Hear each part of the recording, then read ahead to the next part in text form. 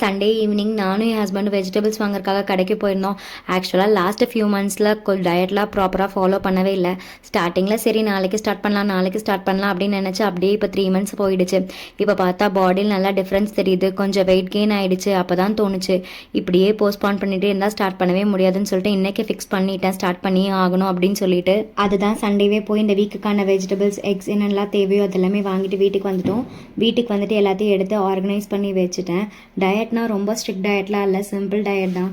Home food கொஞ்சம் கண்ட்ரோலாக சாப்பிடணும் அண்ட் ரொம்ப இம்பார்ட்டன்ட் கன்சிஸ்டன்சியாக ஃபாலோ பண்ணணும். அப்புறம் வாக்கிங் போகணும், கண்டிப்பாக 10,000 steps நடந்தே ஆகணும் பர் டேக்கு.